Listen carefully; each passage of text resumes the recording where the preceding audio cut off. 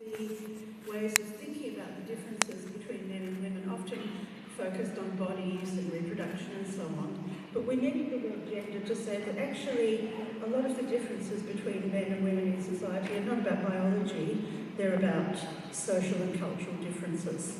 And so this is actually a word borrowed from linguistics but used to say that gender is actually socially constructed. So when we're referring to biological difference, male and female, we talk about sex, but when we're talking about social and cultural difference, we talk about masculinity and femininity. And the elements of gender have to do with identity, whether you identify as masculine or feminine, with culture, with various kinds of the way people dress. It's a structure of society, and it's also a metaphor. It's used, sometimes we use words which connote masculinity or femininity when we're actually talking about kind of differences in power. And of course the classic definition is John Scott's. Gender is a constitutive element of relationships based on perceived differences between the sexes, and gender is a primary way of signifying relationships of power.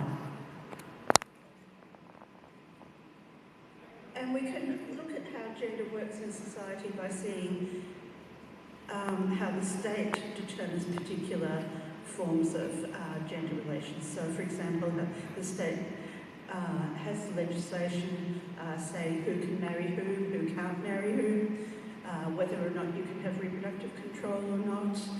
The state is gendered if we look at who takes particular positions. So, for example, in Australia, women have had the vote since 1901, but it took until the 21st century for us to get a female Prime Minister.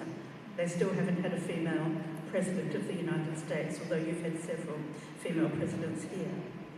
It also has to do with family law, work regulations and so on, education and so on. So the state is very much involved in gender. The thing we have to remember when we're talking about masculinity and femininity is they're not natural but culturally constructed.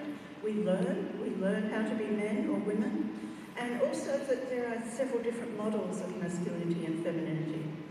So, for example, these are just some different forms of masculinity from Japan. The top right is a business employee of around the 1960s. You see a particular form of masculinity with a suit and a white shirt. The other two are Japanese government programs to encourage men to engage in childcare and child rearing, and you can see very different forms of masculinity there. So it's not just masculinity versus femininity, but lots of masculinities and lots of femininities. We can also see this for all these different kinds of fashion. These are all women wearing different fashion styles in Japan, but you can see there's very different kinds of femininity being displayed here.